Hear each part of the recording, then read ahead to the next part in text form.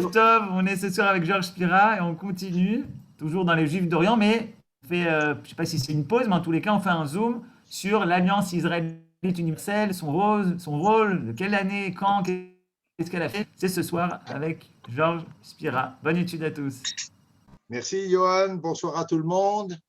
Et comme d'habitude, on ne va pas déroger aux bonnes habitudes et on va faire un petit carnet de famille. Ce que je sais, on ne me transmet pas grand-chose, donc je ne sais pas. Ce que je peux vous dire, c'est qu'il y a une bar mitzvah du petit-fils de Maxime et Daniel Schiff, mais en même temps, malheureusement, Maxime a été touché par le Covid. Mais on le voit à l'écran ce soir, il va plutôt bien et on lui souhaite d'une part Mazel Tov et d'autre part Refoua Shlema. Voilà pour mon carnet de famille, il est très court. Maintenant, je vais vous faire aussi un petit résumé de ce que nous avons vu il y a 15 jours. Alors voilà, on avait parlé de la suppression du statut du dhimmi qui libère les musulmans de toute obligation à l'égard des juifs et des chrétiens. C'est-à-dire que le statut de dhimmi, je vous avais dit, a 35 facettes négatives, les impôts à payer, l'humiliation, etc. Tout ça, nous l'avons vu. Mais une facette positive, c'est que la contrepartie, c'est un engagement moral des autorités musulmanes à protéger les minorités. Or, à partir du moment où le statut de dhimmi est supprimé par les puissances coloniales, l'obligation morale des musulmans disparaît également et ça nous donnera immédiatement une flambée d'un courant anti-juif et anti-chrétien, il faut bien le préciser, parce que ces minorités libérées deviennent un peu plus riches et beaucoup plus libres et le monde musulman l'accepte très difficilement. Alors, il y a une opposition de l'islam aux juifs et aux chrétiens, plus encore à l'égard des chrétiens qu'à l'égard des juifs, mais il y a également une opposition entre juifs et chrétiens, là pour des questions de concurrence commerciale, et donc la vie n'est pas simple pour ces gens. Voilà. Alors, ce que nous avons vu également, c'est que les écrits anti-juifs commencent à apparaître dans le monde musulman, et ils sont toujours inspirés par le monde chrétien. Et ça, je l'ai souligné X fois, mais pour moi, ça me semble extrêmement important, savoir que l'antijudaïsme féroce trouve sa source dans le christianisme, plus que dans l'islam. L'islam, c'est le mépris, l'humiliation, c'est pas la haine. Je parle de l'islam historique, je ne parle pas de ce qui se passe de façon contemporaine, c'est un tout autre chapitre. L'islam traditionnel, c'est l'humiliation, le mépris, la domination, mais pas la haine. Le christianisme, c'est la haine et c'est la volonté de faire disparaître les juifs de la surface et de l'économie du monde. Donc, des écrits anti-juifs se développent et les premiers pamphlets en arabe qui apparaissent dans le monde musulman sont tout simplement la traduction de textes français qui vilipendaient Dreyfus lors de l'affaire Dreyfus. Donc, vous voyez, on exporte notre haine française. En 1927, apparaît la première traduction des protocoles des sages des Sion en arabe, traduction qui a été commise par des chrétiens, là aussi. Et ces protocoles des sages de Sion vont avoir une destinée tout à fait fabuleuse dans le monde musulman. Ils sont cités par Nasser, ils sont cités par Faisal d'Arabie et sont enseignés dans beaucoup d'universités musulmanes jusqu'à aujourd'hui. C'est un livre de référence dans le monde de l'islam. Un rapport de l'UNESCO daté de 1969 sur l'antijudaïsme dans les livres scolaires dans le monde palestinien, mais pas seulement, également dans le monde arabe, un rapport extrêmement détaillé a tout simplement été mis sous le tapis, enterré, on n'en parle pas. Je vous avais aussi lu un texte du roi Faisal d'Arabie, daté de 1968, donc après la guerre des 6 jours, un texte extrêmement violent, très antisémite, mais c'est le roi d'Arabie Saoudite, bien entendu. Voilà comment on diffuse dans le monde arabe un antijudaïsme féroce. Apparaissent également dans le monde arabe quelque chose de nouveau, ce sont les caricatures. Mais là aussi, les caricatures sont directement inspirées par les caricaturistes européens. Depuis le Stürmer, il y en a eu beaucoup, mais plus tard aussi, dans le monde contemporain, nous trouvons des caricatures anti-juives. Cette propagation de l'antisémitisme dans le monde musulman s'est considérablement développée à partir des années 1930 sous l'impulsion des nazis qui se répandaient dans le monde arabe, évidemment, et qui ont fait leur propagande. Par ailleurs, les conservateurs turcs, qui sont en opposition avec les jeunes Turcs, le mouvement jeune turc de Kemal Atatürk, s'en prennent aux Juifs comme relais des jeunes Turcs. Donc là aussi, ils sont en but à un anti-judaïsme féroce, mais à caractère clairement politique, pour le coup. Alors, pourquoi tout ça? Pourquoi cette levée d'anti-judaïsme? Évidemment, vous allez tous me répondre tout de suite, ben, il y a Israël, la naissance d'Israël, le début du mouvement sioniste, et jusqu'à l'avènement d'Israël. Oui, seulement, ce n'est pas suffisant comme explication, et je crois même que c'est une explication secondaire. L'explication principale, et ça c'est important ce que je dis là, parce que le jour où nous arriverons en Israël à une paix avec les Arabes, la raison première de l'antijudaïsme arabe perdurera. Et c'est quoi cette raison première? C'est la destruction, sous l'effet de la présence des puissances coloniales, de la structure de la société musulmane. Cette structure qui était codifiée par le statut de dhimmi, donc une classe supérieure, qui sont les musulmans, et des classes, pardon, excusez-moi, et des classes inférieures qui sont les chrétiens, les mazdéens, les juifs et autres, cette structure qui a fait tenir cette société a volé en éclats. Et donc les musulmans se retrouvent un petit peu dépossédés de leur pouvoir, et c'est probablement l'origine, la véritable origine de l'antijudaïsme féroce qui se développe aujourd'hui dans le monde de l'islam. Je ne vous parle pas de l'antijudaïsme du Coran, c'est autre chose, nous l'avons vu. Mais il me semble qu'Israël, s'il est très prédominant dans le discours arabe contemporain, n'est pas la raison d'origine, d'autant plus qu'on la trouve dès la fin du 19e, avec l'avènement des colonies. Et on a un personnage qui illustre parfaitement cette histoire, c'est le Moufti Al-Husseini. Bonne nouvelle d'ailleurs, pour faire un petit peu d'humour, sa belle maison qu'il s'est construite à Sherjara devient aujourd'hui 25 appartements pour des juifs.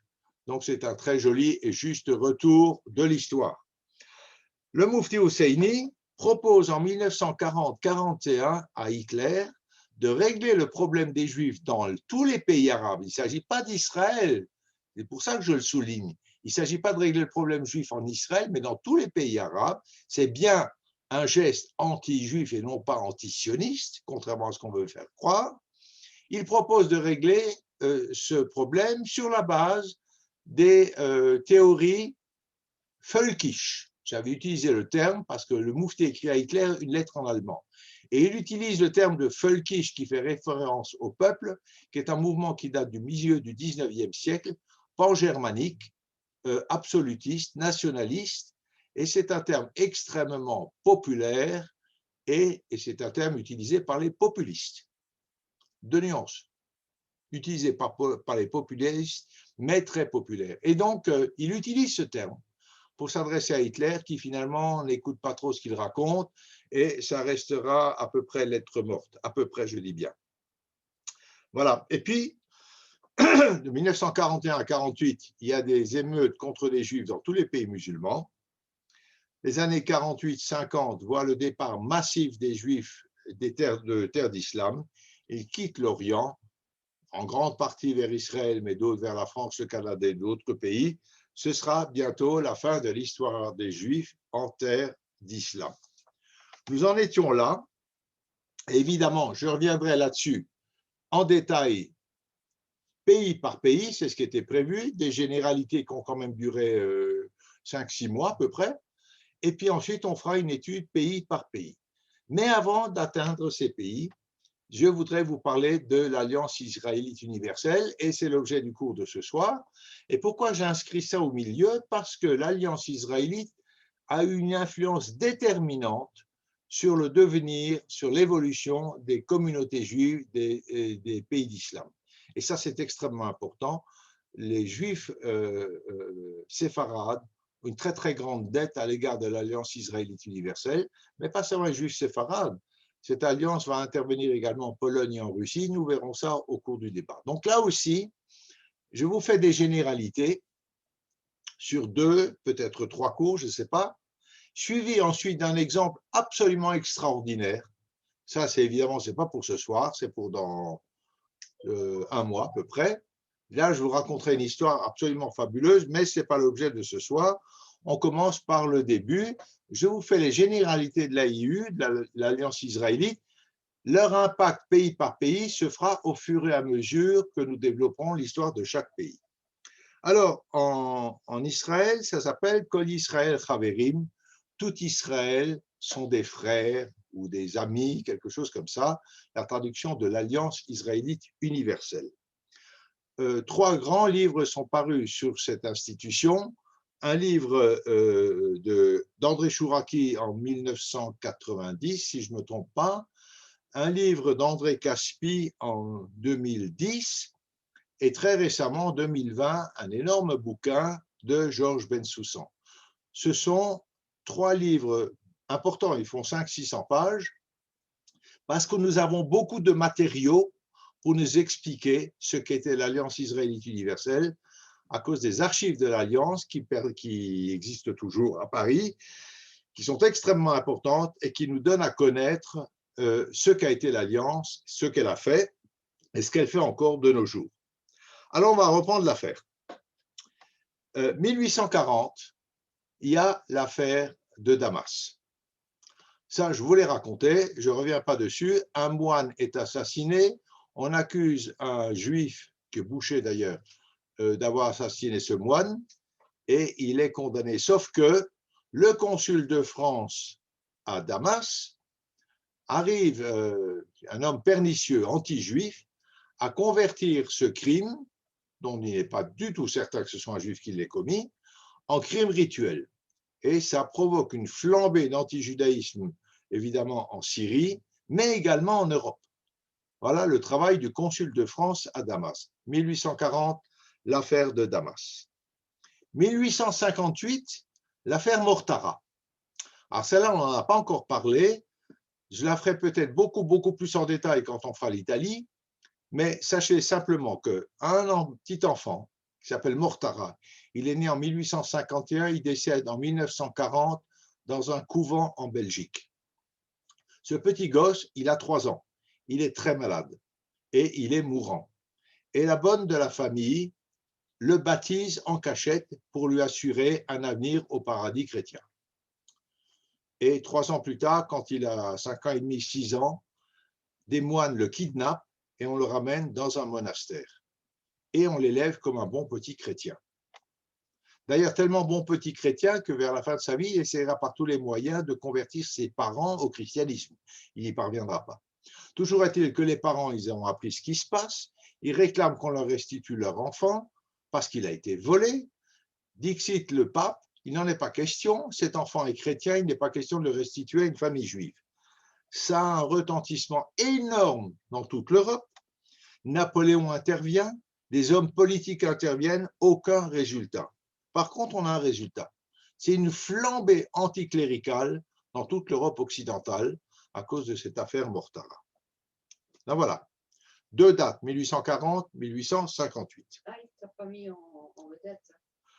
Sur ce, un groupe de juifs se réunissent. Il y a 17 personnes à Paris. Ce sont de grands bourgeois, on reviendra dessus. Et 6 d'entre eux lancent un appel. Cet appel, je vais vous le lire tout à l'heure. Je vous donne juste leur nom, on reviendra dessus.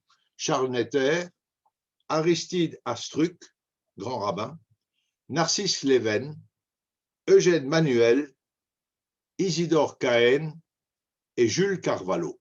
Je vous dirai qui ils sont tout à l'heure. Mais avant la création de cette alliance israélite, il s'est passé 2 événements encore. En 1848, Adolphe Crémieux est nommé ministre dans le gouvernement de la Deuxième République. Or, cette nomination de Crémieux comme ministre, c'est véritablement l'aboutissement de l'émancipation des Juifs de France, puisque c'est la première fois qu'un Juif est ministre. Ils ont été émancipés au tout début du 19e, 1799, je crois, c'est rentré dans les actes un petit peu plus tard, mais concrètement, cette émancipation prend effectivement acte vers 1841. Et voilà qu'en 1848, un juif est nommé ministre. C'est véritablement la preuve absolue que l'intégration des juifs est assurée et effective dans le pays de France. Ça, c'est formidable. Seulement, en 1849, un monsieur qu'on va retrouver parmi les signataires de cet appel, qui s'appelle Isidore Cahen, sort major de promotion de l'école normale, section philosophie. L'agrégation de philo est major de promotion. C'est vraiment un homme brillant qui est nommé par le ministère de l'Éducation professeur aux universités de Luçon. Et puis voilà que l'évêque de Luçon est vent debout contre la nomination d'un juif. Il n'est pas question qu'un juif enseigne la philosophie à nos bons petits élèves français. Et effectivement, Isidore Cahen ne pourra pas enseigner. Donc, on a là l'attitude qui se développe en France, parce que cette émancipation des Juifs ne s'est pas passée facilement. Il y a eu plein de gens, et notamment l'Église, qui étaient vent debout. Et elle a passé au forceps, difficilement. Et voilà les contradictions de la France. On a d'un côté vraiment une France dichotomique, contradictoire, un Juif qui est nommé ministre, ce qui est quand même un rang excessivement élevé, et de l'autre côté, un professeur qui est empêché d'enseigner. On en tire les conclusions suivantes dans les milieux juifs, c'est que le combat n'est pas terminé, le combat doit continuer et il sera permanent pour arriver à une intégration pleine et entière de la communauté juive dans la communauté nationale. Et l'Alliance israélite universelle est clairement une réponse à cette contradiction. Elle est aussi une réponse à l'affaire Mortara. Et c'est là que nous allons rentrer un petit peu plus dans les détails. Elle est dans l'ère du temps bien avant 1860 déjà, parce que dès 1948, les Israélites français, alors attention, je dis bien les Israélites et non pas les Juifs, et je vous expliquerai dans le courant de nos échanges pourquoi je parle d'Israélites et non pas de Français. Dès 1948, les Israélites français revendiquent une double identité, celle de Français et celle d'Israélites, les deux étant parfaitement compatibles de façon concomitante. Ça n'est pas vu de cette façon-là par les anti-juifs, évidemment, mais ils réclament d'être reconnus comme Israélites français ou Français israélites. Je ne sais pas dans quel ordre il faut mettre les mots, ça dépend du degré d'intégration de l'individu. Dans son expression la plus intégrée, ça devient des Français de confession mosaïque. Mais ça, c'est quelque chose de beaucoup plus récent. Alors, il faut bien comprendre, et là, on va toucher des choses essentielles parce qu'elles expliquent toute la philosophie de l'Alliance israélite universelle. Nous sommes au 19e siècle des Lumières, de la Scala. Et être israélite, du point de vue de nos juifs français, ce n'est absolument pas appartenir à un peuple. L'idée de peuple juif n'existe pas dans ce judaïsme occidental, je dis bien occidental, pas oriental, pas les juifs ni de Pologne, ni de Russie, ni les juifs du monde séfarade. Dans le judaïsme occidental, l'idée de peuple juif n'existe pas. On est israélite, c'est-à-dire être israélite, ce n'est pas appartenir à un peuple, mais se reconnaître dans les milieux israélites. Voilà. C'est se sentir faire partie d'un groupe culturel et cultuel, mais certainement pas d'un peuple. C'est très, très important pour l'attitude qu'aura l'Alliance par rapport au sionisme. C'est pour un petit peu plus tard. Alors, il y a une solidarité israélite, disons, qui se manifeste par une tradition religieuse. Et effectivement, les notions de tzedaka, de tzedek, de justice, sont monnaie courante dans nos textes sacrés, dans la Torah, et donc il est tout à fait normal d'être solidaire pour des raisons religieuses et non pas de peuple, d'appartenance à un peuple. On est solidaire avec des communautés de l'étranger, et là ça devient intéressant aussi parce que la France émancipatrice La France, qui est le premier pays, ça il faut le reconnaître, c'est le premier pays qui a émancipé ses Juifs. Les autres ont suivi bien plus tard. La Suisse, très moderne, a émancipé ses Juifs en 1890, presque un siècle plus tard. Donc cette France émancipatrice est un formidable exemple pour les nations. Et cette France a un rôle à jouer pour l'émancipation des autres communautés d'Europe, mais également les communautés du bassin méditerranéen et d'Europe de l'Est. Alors, ça débouche en 1862 à l'ouverture de la première école dans la ville de Tétouan au Maroc, qui sera suivie par un maillage extrêmement serré de toute l'Afrique du Nord, et on retrouvera fin du 19e siècle, donc en 30 ans, 40 ans, des écoles en Afrique du Nord, en Égypte, en Iran, en Palestine et en Irak. Fin du 19e siècle, 25 000 élèves sont scolarisés dans le réseau scolaire de l'Alliance israélite universelle et on fait la queue pour y entrer. Alors, je vais vous donner quelques dates. Il n'est pas utile de les retenir. Je vous en donne une jolie liste pour vous montrer, pour faire comprendre la cadence de travail de l'Alliance qui travaille vite, de façon extrêmement efficace. Alors, voilà quelques dates. 1862, donc la première école à Tétouan. 1863, Adolphe Crémieux est élu président de l'Alliance israélite universelle. 1867, création de l'ENIO, École normale israélite orientale, pour la formation de maîtres. Alors ça mérite un petit éclaircissement. Figurez-vous qu'au début, à Tétouan, et dans les premières écoles, qui est-ce qui enseignait? Il n'y avait pas de maître sur place. Donc la grande majorité des maîtres, excusez-moi, sont des juifs alsaciens. On n'est jamais mieux servi que par soi-même.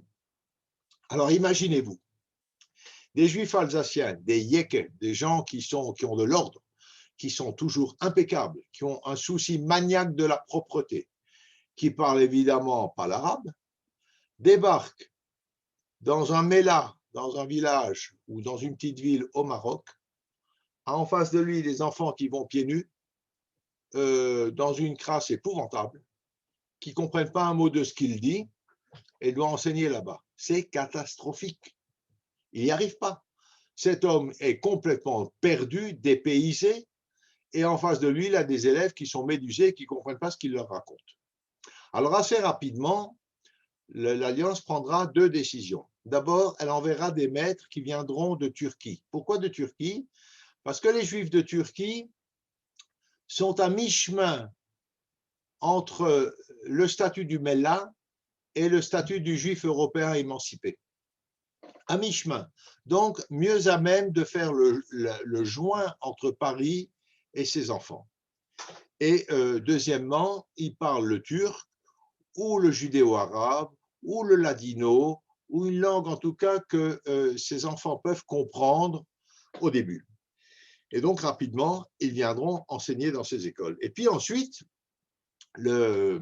l'Alliance décide de créer cette école normale israélite orientale pour former des maîtres qui iront enseigner. Et les maîtres qui seront formés dans cette école, seront pour l'essentiel des juifs séfarades, venant d'une ville, d'un pays musulman, se former et retournant en général pas chez eux, mais dans une autre ville pour enseigner ce qu'on leur a appris à Paris.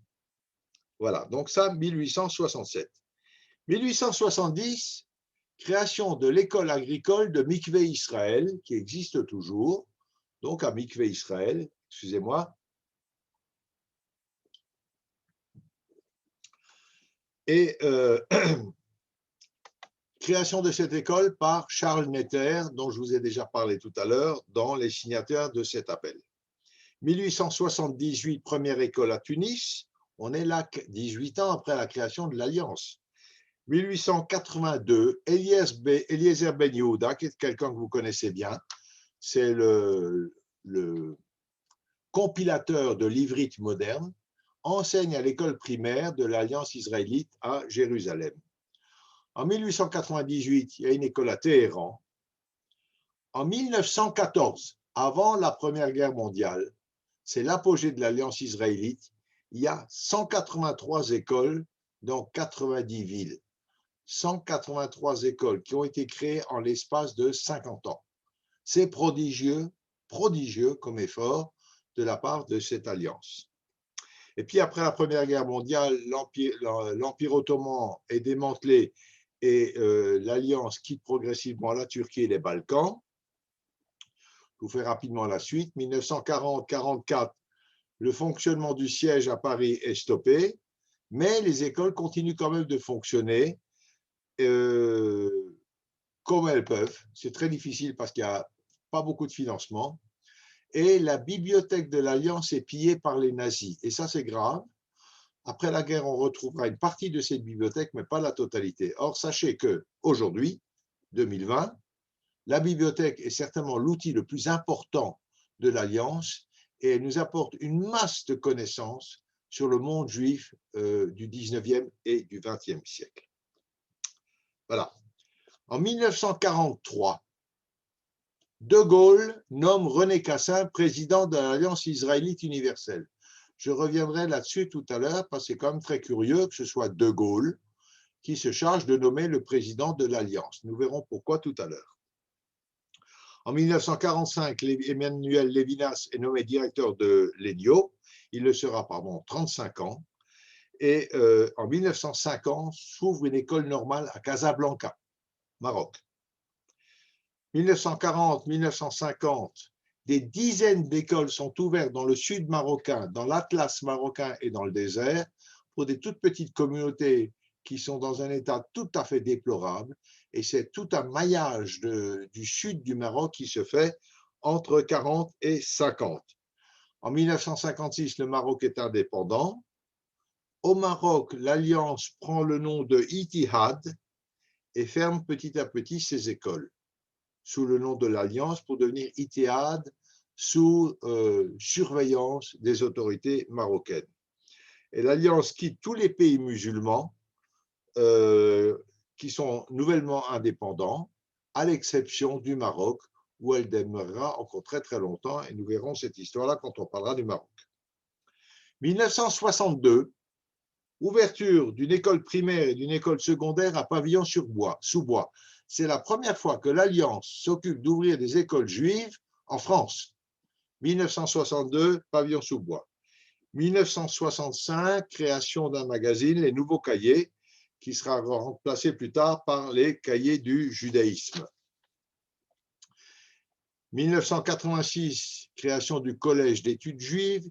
En 89, une nouvelle salle de lecture à la bibliothèque. En 97, ouverture de l'école Georges Leven à la place de l'ENIO. En 97 aussi, ouverture d'un collège-lycée à Nice. En 2007, à Mikvé Israël, le collège-lycée franco-israélien ouvre sous le nom de collège Raymond Leven. 2007. 2009, une école primaire à Aix-en-Provence. 2011, le centre de l'Alliance Edmond Safra. 2011 également, une médiathèque est créée sous le nom de Baron de Rothschild. En 2012, création de l'Institut européen Emmanuel Levinas. Également, création d'un projet d'Alliance Europe, Alliance israélite Europe. Donc, ça concerne toutes les communautés juives d'Europe. Vous voyez que l'Alliance se retourne maintenant vers son continent d'origine. Et en 2013, création d'un Beth Midrash Jules Braunschweig, ce qui est assez intéressant parce qu'un Beth Midrash, ce n'était pas exactement l'idéologie de l'Alliance au début. Alors voilà, toute cette liste qui était longue, je vous l'ai faite pour vous faire toucher du doigt l'activisme extraordinaire de l'Alliance israélite au bénéfice des communautés. Ce sont des gens qui bougent. Or, toutes ces institutions, toutes ces écoles qui sont créées supposent des financements. Et donc, ces financements, on va les trouver en France essentiellement. Et après, il y aura d'autres petits problèmes, petit à petit. Donc, je reviens à mon histoire de 17 juifs qui se réunissent chez Charles Netter. Il y a là des médecins, des enseignants, journalistes, des juristes, des hommes d'affaires, tous personnes de la bourgeoisie libérale du 19e siècle en France. Je vais expliciter ces mots tout de suite. Tous bourgeois, libéraux, juifs, français, nourris des Lumières, de la Scala et nourris de l'émancipation. Ils sont profondément patriotes sans pour autant renier leurs origines. Et je reviens sur les termes que j'ai utilisés parce que c'est très important et au cours de ces 2-3 cours, je vous ferai certainement une piqûre de rappel de ce que je vais vous expliquer maintenant. Ce sont des gens de la bourgeoisie, c'est-à-dire qu'en 1860, une vingtaine d'années après l'entrée l'entrée en vigueur de l'émancipation, les Juifs se sont hissés au sommet des Juifs, pas tous, se sont hissés au sommet de l'échelle sociale. C'est quand même un très très beau résultat. 20 ans. C'est le premier point, la bourgeoisie. Une bourgeoisie libérale, ouverte, tolérante, nourrie de la Scala, nourrie des Lumières, c'est-à-dire un judaïsme de plus en plus light, on dirait aujourd'hui, de plus en plus moderniste. C'est le costume cravate, c'est souvent l'orgue dans les synagogues. C'est tout ce mouvement de la Scala qui quitte l'orthodoxie qui prévalait dans les siècles précédents vers un judaïsme de tolérance, d'ouverture au monde, d'ouverture à la culture, d'ouverture aux arts et lettres, à la musique, à l'architecture, à tout ce que vous voulez, qui font un monde moderne, ouvert aussi à l'émancipation. Alors, ils sont nourris des Lumières et ils sont nourris de l'émancipation. L'histoire de l'émancipation, c'est très important parce que, je vous l'ai dit, la France est le premier pays à avoir émancipé les Juifs et les Juifs français sont terriblement reconnaissants à ce pays qui a donné l'exemple au monde de l'émancipation des Juifs. Et on a une reconnaissance sans limite, un amour absolu, total de la France qui nous a émancipés. Et puisque cette France a été capable de produire des textes de loi qui favorisent qui aident et qui promeuvent l'émancipation des Juifs, il faut diffuser la pensée politique française, les valeurs de la France dans le monde entier pour obtenir l'émancipation des Juifs. Voilà l'état d'esprit, il faut bien comprendre, qui préside à ces gens qui créent l'Alliance israélite universelle. Ils sont d'une reconnaissance totale. Vous savez, en Alsace, il y a une tradition de mettre une mappa autour du Sefer Torah. C'est une pièce de tissu avec qu'on dessine à la naissance du bébé, avec des vœux de bonnes études en Torah, d'un bon mariage, d'une bonne parnassa, voilà. Eh bien, à partir de l'émancipation des Juifs, ces mappotes qu'on dessinait pour les nouveau-nés étaient couverts de drapeaux français. On était fiers d'être français, on était heureux d'être français. Et c'est Lévinas qui a dit que quoi, procès Dreyfus, un pays qui se divise en deux pour défendre un juif, c'est là qu'il faut aller. Donc voilà, ça c'est l'état d'esprit qui prévaut à la naissance de l'Alliance israélite universelle.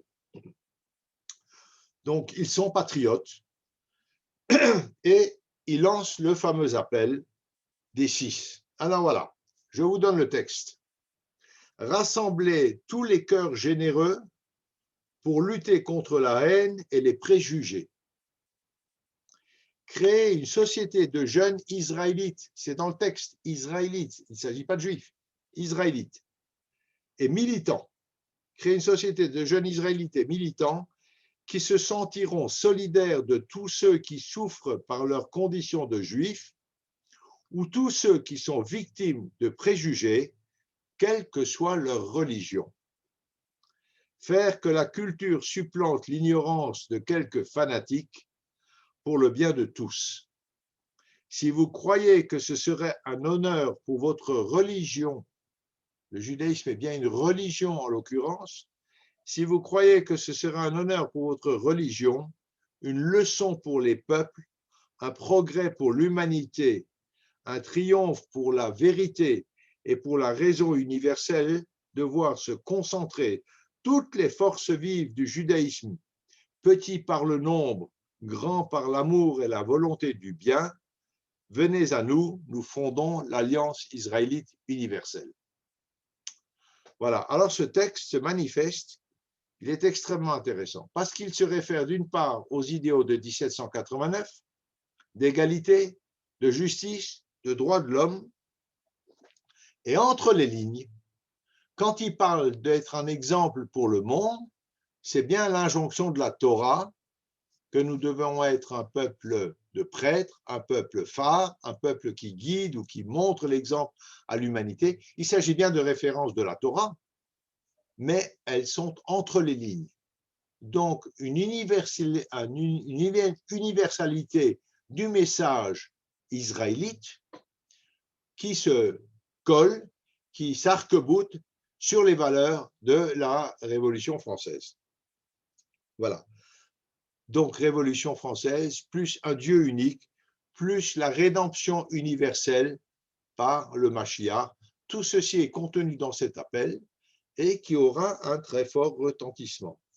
Alors, qui sont les 6 signataires? Je vous en ai parlé tout à l'heure, on va voir un petit peu plus près. L'âge moyen, c'est 33 ans. Ils sont donc très jeunes. Ils sont enthousiastes. Le premier, c'est Charles Netter. C'est un juif alsacien, fils d'une lignée de rabbins, un homme d'affaires fortuné, très attentif au sort des communautés juives d'Europe, et notamment d'Europe de l'Est. Deuxième personnage, Narcisse Leven, avocat, collaborateur de Crémieux et actif dans toutes sortes de caisses de bienfaisance. Le troisième, c'est Isidore Cahen, je vous en ai parlé tout à l'heure, élève de normale supérieure, professeur de philo, partisan résolu de la liberté de l'enseignement et du principe de la séparation de l'Église et de l'État. Nous sommes à une période où ce problème est mis sur le tapis. Le quatrième personnage, c'est Eugène Manuel, un normalien, poète, homme de lettres. Le cinquième, c'est le grand rabbin Aristide Astruc, d'origine portugaise, un adversaire déclaré des excès de l'assimilation, des excès de la Scala. Donc, on a là quelqu'un qui représente un frein, si vous voulez, à cet excès de libéralité, de libéralisme qui se développe en Europe occidentale. Et le dernier, c'est Jules Carvalho, c'est le plus âgé, il a au moins 41 ans, ingénieur des ponts et chaussées, pionnier des chemins de fer, fondateur d'un journal, L'Opinion nationale, et plutôt favorable à l'Empire. Nous sommes à l'époque de Napoléon III. Il manque un grand absent dans ces 6 personnages, c'est Adolphe Crémieux. Alors Adolphe Crémieux a un très grand problème familial. C'est un avocat originaire de Nîmes. C'est lui le véritable instigateur, le maître à penser, celui qui formalise l'idée de l'Alliance israélite universelle, mais sa situation familiale lui pose un problème et lui interdit à lui, moralement, de se présenter à l'Alliance. Sa femme a amené ses 2 fils à se convertir au catholicisme. Et ça, pour Crémieux, c'est quelque chose de terrible. Il le reçoit très très mal et ne se sent pas l'autorité morale pour être président de l'Alliance israélite et de se mettre en avant. Il est terriblement déstabilisé par l'action de sa femme qui était juive, mais qui a poussé ses 2 fils à se convertir. Alors, pour autant, qu'il le veuille ou non, en 1863, il sera porté à la présidence de l'Alliance israélite et ça n'est que justice parce qu'il a énormément œuvré et que les actions de ses fils ou de sa femme, évidemment, on peut beaucoup épiloguer là-dessus, ce n'est pas l'objet ce soir. Il est excessivement gêné par ça, mais finalement, il acceptera cette présidence. Et les buts de l'Alliance sont immédiatement, très clairement identifiés. Défendre l'honneur du nom israélite chaque fois qu'il est attaqué. C'est le texte. le non-israélite chaque fois qu'il est attaqué. Encourager l'exercice de professions utiles et laborieuses. Travailler par la persuasion et par l'influence morale qu'il est possible d'exercer à l'émancipation de nos frères qui souffrent encore sous le poids d'une législation d'exception.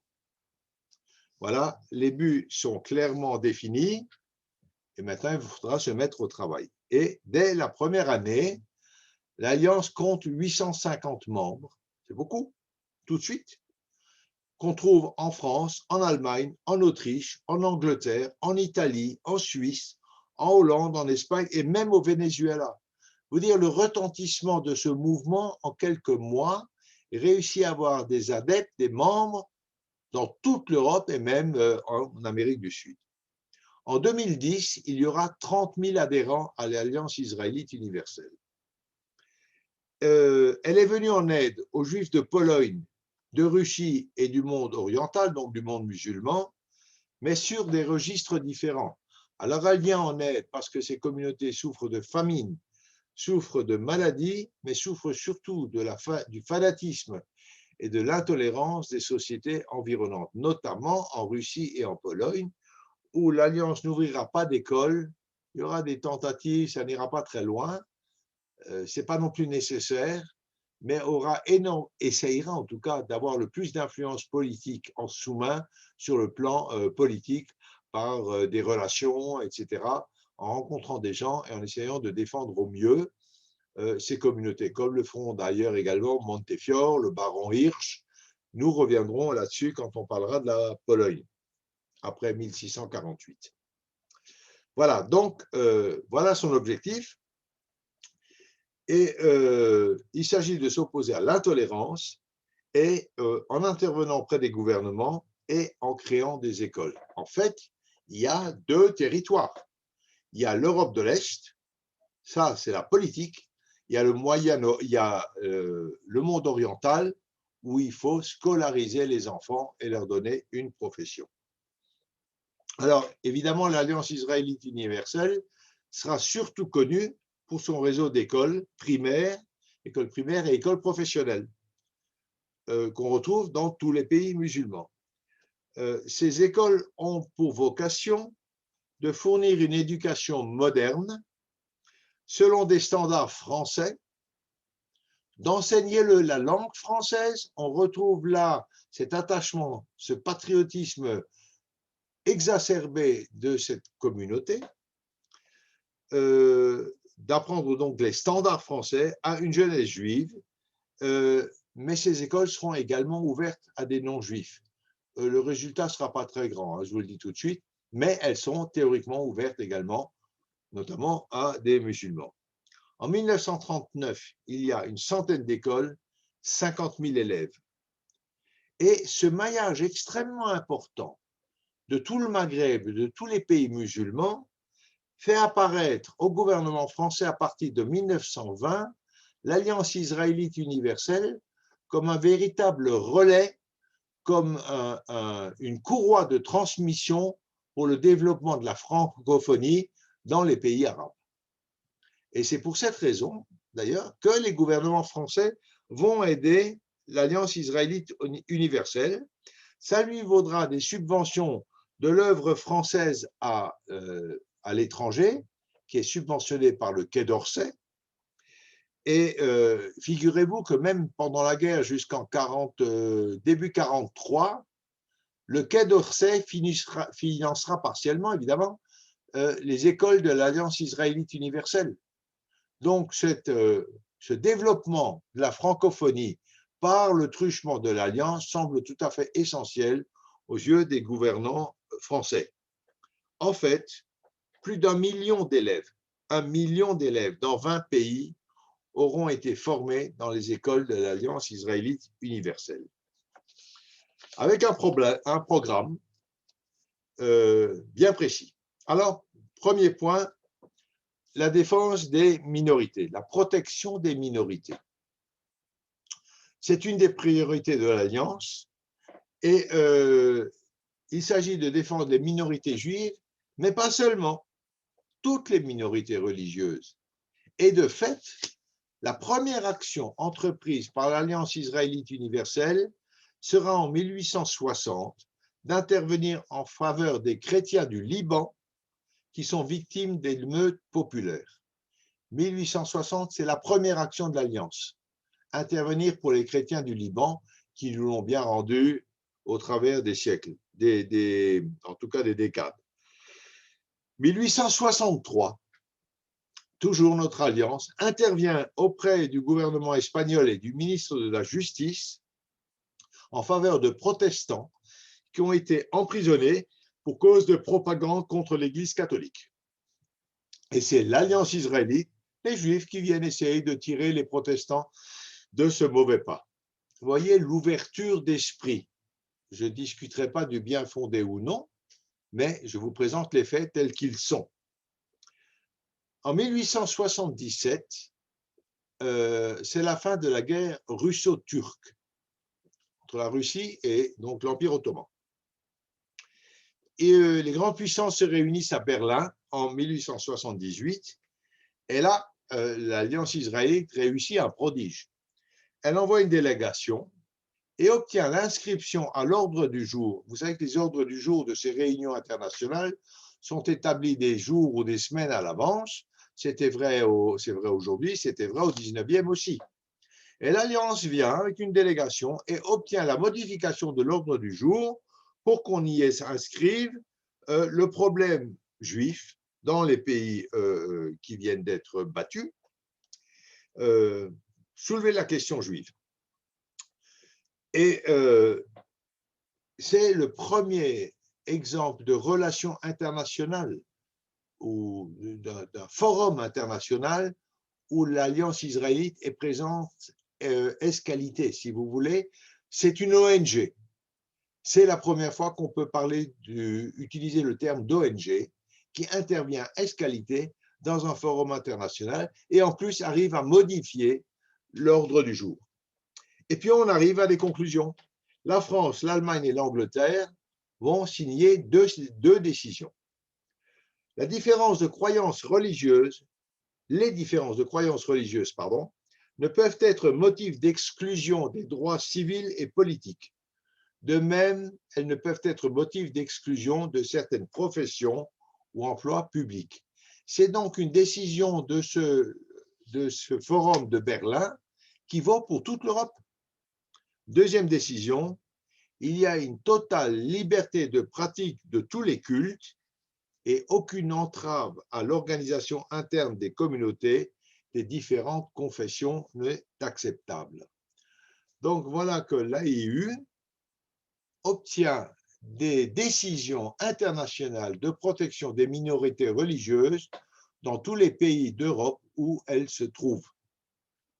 C'est un beau résultat. Deuxième projet, un réseau scolaire pour accéder à la culture française et à la modernité. Très important, la culture française. Voilà, pour l'Alliance, la culture, et ils ont raison, c'est la condition sine qua non de l'émancipation et elle participe de la régénération pour faire des Juifs des citoyens modernes et éclairés à travers le monde. Je vous signale que le terme de régénération est utilisé dans les documents de l'Alliance. Je n'aime pas beaucoup parce qu'il montre une espèce de condescendance, de condescendance à l'égard de ces communautés qui, c'est vrai, sont retardées par rapport à l'Occident, mais pour des raisons qui ne sont pas forcément inhérentes à leur volonté. Et je n'aime pas ce terme condescendant. Mais nous sommes au milieu du 19e, dans un groupe de bourgeois, de grands bourgeois français émancipés. Évidemment, ils voient ça d'un petit peu loin. À l'inverse, et je tiens à le souligner, je trouve que ces gens, c'est mon opinion, je la partage, comme toujours, je trouve que ces personnes ont un formidable mérite qui est incommensurable de s'être intéressés, d'avoir dépensé de leurs deniers propres pour soutenir, développer, aider des communautés qu'ils ne connaissaient absolument pas. Ils ne connaissaient pas de juifs marocains, ils ne connaissaient pas de juifs tunisiens, ils ne connaissaient pas de juifs perses. Ils savent juste, par des rapports de voyageurs aussi, qu'il y a là-bas des communautés extrêmement pauvres, extrêmement retardées, qu'ils ne connaissent pas, et ils s'impliquent et ils se donnent une peine énorme pour arriver à aider ces communautés qu'ils ne connaissent pas. C'est un très grand mérite de ces gens d'avoir voulu s'impliquer, s'intéresser, et vraiment de toute leur force pour aider ces communautés. Il faut le reconnaître, c'est vraiment important.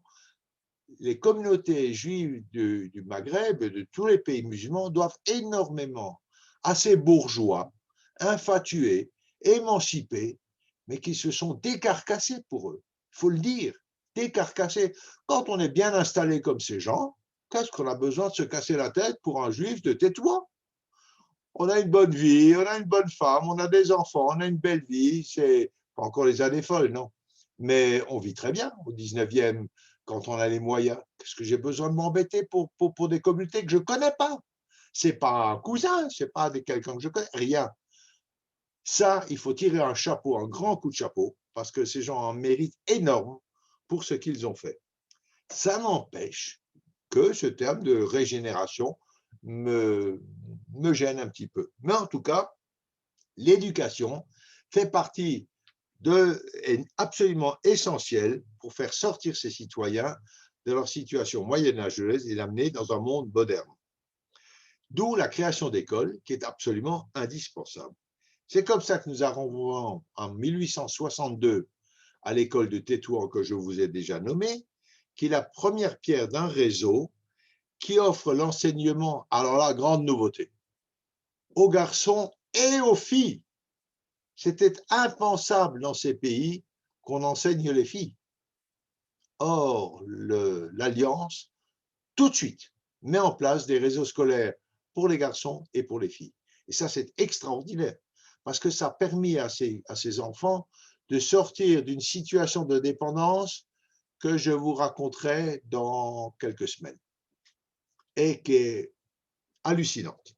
Donc voilà, enseignement aux garçons aux filles, un enseignement moderne en langue française. Alors, il a fallu leur enseigner le français, mais il fallait que les maîtres parlent d'abord l'arabe pour pouvoir leur enseigner cette langue, dans le respect des valeurs et de la religion juive. C'est quand même un paramètre important, mais un paramètre défini en fonction des idées de la Haskalah. L'Europe, l'Afrique et l'Asie se couvrent d'écoles qui offrent une perspective d'avenir pour tous ces enfants, qu'elle éduque, mais elle ne fait pas que les éduquer. Elle les soigne, elle les nourrit, elle les habille. Ils n'ont rien. Ces populations sont excessivement pauvres. Ils n'ont rien. Donc l'Alliance intervient à tous les niveaux de leur vie sociale et elle participe de cette façon à l'amélioration d'une situation socio-économique catastrophique dans ces communautés juives. Je vous l'ai dit, l'apogée se situe avant la Première Guerre mondiale. Il y a 183 écoles dans 90 villes qui ont été créées en une cinquantaine d'années, en Afrique du Nord, dans l'Empire ottoman, dans les Balkans et au Moyen-Orient. On a ouvert en 1867 une fabrique de professeurs, une fabrique de maîtres, l'École nationale israélite orientale, l'ENIO, absolument impérative pour avoir le personnel enseignant pour toutes ces écoles. Et elle sera dirigée à partir de 1945 par Emmanuel Levinas. En 1870 s'ouvre l'école de Mikvé Israël, je vous l'ai déjà dit, qui a été conçue et dirigée par Charles Netter pendant 3 ans, qui a pour but d'apprendre le travail de la terre. On ouvre également d'autres écoles à Safed, Haïfa, Yafo et Tveria. Ah, il y a un nom qui manque là-dedans. Il n'y a pas d'école à Tel Aviv. Pourquoi? Vous le savez, Tel Aviv n'existe pas. Il n'y a pas de Tel Aviv. Tel Aviv, c'est des dunes de sable. C'est des marécages même plutôt. Il n'y a pas. Donc c'est à cette époque-là, bien avant Tel Aviv, qui a commencé en 1909, que Mikvé Israël ait créé une école agricole qui aura un rôle déterminant dans le Yishuv. Alors, j'entends d'ici des cris déjà. L'Alliance israélite a un rôle déterminant dans le Yishuv pour la propagation de l'ivrite et la préparation des jeunes. Cri d'orfraie, c'est pas vrai, l'Alliance israélite universelle était antisioniste. Oui, elle était pas sioniste, c'est pas antisioniste, mais elle était pas sioniste. Mais elle a participé largement à ce Yishuv en raison d'un principe sur lequel elle s'arc-boute. Le rôle de l'Alliance est d'aider les communautés en difficulté. Le Yishuv en Israël est une communauté qui a des difficultés, et en Palestine à l'époque.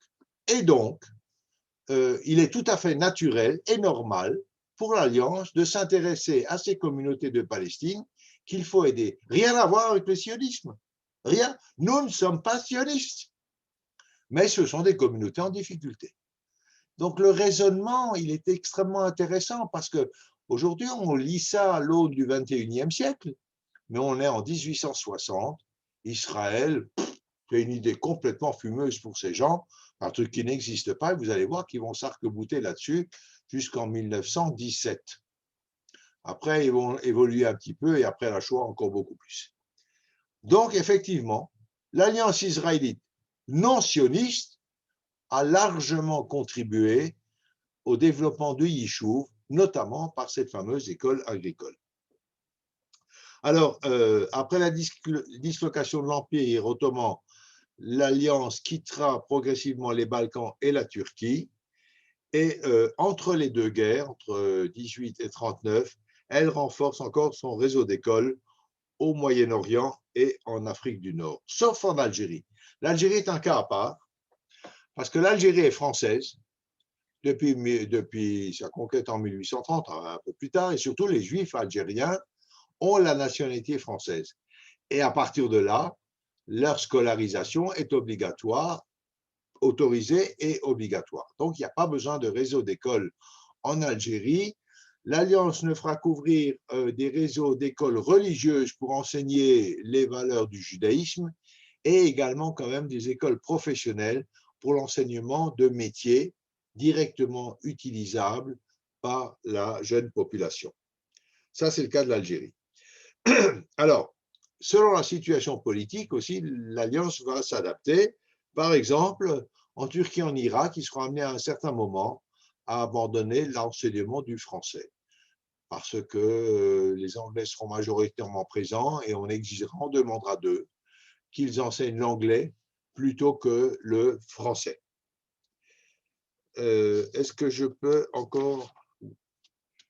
Non, je crois que je suis tenu par les horaires ce soir parce que je suis suivi d'autres activités. Donc, je crois que je vais m'arrêter là. On a encore 2-3 minutes si vous avez des questions à poser. Et la suite au prochain numéro, dans 15 jours, je vous promets, c'est captivant. Merci Georges. Et je vais permettre aux gens d'ouvrir leur micro s'il y a une question ou une réaction. Voilà, vous pouvez ouvrir vos micros. Il suffit, Georges, il faut que tu rallumes ton micro. Merci beaucoup. Merci, c'est מצוין. ממש Alors, je voudrais vous poser une question. très intéressant. Merci. Merci, S'il vous Georges. plaît, je voulais préciser qu'à Oran, il y avait la maison de l'Alliance et en fait, c'était des études de Talmud Torah. Je suppose que c'est des restes des cours pendant la guerre. Les Juifs suivaient des cours certainement avec l'Alliance. Donc, après, il y a eu le Talmud Torah dans les services de l'Alliance. Ah oui, d'accord, d'accord. Mais ça, je suis sûr que beaucoup d'entre vous pourront m'apprendre plein de choses parce que c'est du vécu pour beaucoup d'entre vous. Moi, je ne l'ai pas vécu. Je pioche dans les bouquins et beaucoup d'entre vous pourront m'apporter des témoignages, certainement. Si vous voulez un petit témoignage. Ma mère a travaillé comme secrétaire à la ICA avant la guerre, et après la guerre, elle est passée comme secrétaire au département des écoles de l'Alliance israélite universelle, 45 rue de la Brière. Oui. Et quand j'ai eu 13 ans, j'étais devenu le mannequin avec un béret qu'on m'a photographié pour faciliter le rassemblement d'argent pour l'école de l'Alliance israélite universelle à Tel Aviv. Alors, tout ce que je me souviens de cette ambiance, c'est que l'Alliance était essentiellement des juifs relativement assimilés, aucun juif religieux. Je suppose qu'après, c'est devenu un peu changé. Et c'est évident que l'Alliance israélite universelle faisait d'abord dans les écoles qui existaient dans les années 50, c'est-à-dire beaucoup en Iran. Il y avait, je crois, encore une école au Liban, en Syrie, et beaucoup, essentiellement au Maroc. Moi, j'ai fait mon année de philo chez les UNAS à l'école israélite, à l'école nationale israélite orientale. Et bien sûr, les gens qui étaient avec moi, c'était tous des gens qui devaient devenir professeurs dans les écoles. Et j'ai compris que à cette époque, ce n'était pas ce qui était avant la guerre, mais encore c'était très important. Et tous les employés étaient tous des juifs assimilés, il n'y avait aucun juif religieux, sauf ma mère, disons. Et l'importance de ces écoles, c'est ça qu'on racontait, c'était de propager la culture française pour faire que les petits élèves deviennent des gens avec beaucoup de Oui, c'est bien, Moshe, c'est bien ce que j'ai expliqué tout à l'heure, et c'est vrai que l'aspect religieux était secondaire. N'empêche qu'ils ne se sont pas décrochés des traditions juives, d'un judaïsme traditionnaliste. Et quand on voit aujourd'hui qu'un Beth Midrash s'est ouvert, c'est une vraie révolution dans l'état d'esprit de l'Alliance israélite. Mais c'est vrai. D'un autre côté, sans l'Alliance israélite, ce sont des populations qui ont été totalement perdues pour le judaïsme. D'ailleurs, il y a une époque où beaucoup de juifs se convertissaient à l'islam pour arriver à avoir une vie un peu meilleure. Et je vous raconterai des histoires dans ce sens qui sont absolument terribles. Donc, l'Alliance israélite, c'est vrai, je sais, elle est sujette à discussion, mais comme dirait un ami à moi, M. Marchais, bilan globalement positif quand même. Beaucoup de juifs séfarades encore aujourd'hui disent « je dois tout à l'Alliance » ou les parents disaient « je dois tout à l'Alliance ». Donc, quand même, le résultat… J'ai un beau-frère qui est venu en 1950 d'Irak et lui, il a suivi intégralement toutes ces années à l'Alliance israélite universelle. Oui. Et après, il a fait le baccalauréat en français, puis après en anglais et aussi en arabe. On entend très mal. Et grâce à l'Alliance israélite universelle, mon beau-frère irakien a su apprendre le lac de Lamartine et de le dire impeccablement en français et en arabe. Bravo. Bonsoir. Je voudrais vous poser une question, s'il vous plaît. Est-ce que vous pouvez développer encore un petit peu la différence ou la nuance entre juifs et israélites? Ah, ça c'est une bonne question. Alors, l'idée de peuple juif qu'on retrouve dans la Torah, on parle de Am Israël, les choses sont claires. C'est une idée, c'est l'idée, c'est le rôle d'ailleurs de Chok HaOum qu'on a voté en Israël, la loi du peuple juif, de l'identité juive. Cette idée de peuple juif était parfaitement connue dans toute l'Europe orientale. Mais les Lumières ont détruit cette idée dans l'Europe occidentale. Et on se définissait comme israélite, c'est-à-dire un Français, une nationalité qui a une confession particulière. Sa confession, c'est d'être israélite ou catholique ou protestant. Et il n'y avait pas ce sentiment d'appartenance à un peuple. Nous étions des Français de confession israélite. Alors, il y avait une proximité, une solidarité, parce que c'est un commandement de la Torah d'être proche de nos frères, comme israélites, mais pas en tant que peuple. On allait aider un juif du Maroc, c'est-à-dire un Marocain de confession israélite. mais certainement pas un membre du peuple juif. Cette idée ne pénétrait absolument pas les populations assimilées, en tout cas sensibles à la Haskalah du 19e siècle et du 20e siècle en France. La question est importante parce qu'effectivement, c'est pour la même raison d'ailleurs que l'Alliance ne sera pas sioniste. Parce qu'un pays pour un peuple juif n'a aucun sens à ses yeux. Je reviendrai là-dessus.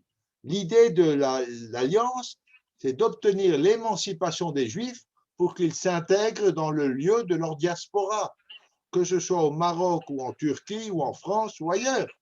Israël, ça n'a rien à voir là-dedans. L'idée de peuple ne les effleure pas. Nous sommes une religion. D'ailleurs, l'appel parle de fierté de la religion et non pas de fierté d'appartenance au peuple juif. Et ça, c'est une nuance de taille. Cette idée de peuple nous est revenue à la figure en Europe occidentale avec la naissance d'Israël, clairement.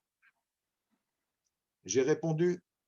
Merci beaucoup. En fait, ils ont appliqué la formule de Clermont-Tonnerre à la lettre. Absolument. Tout en tant qu'individu. En ce sens qu'ils ont nié complètement la nation juive. Absolument.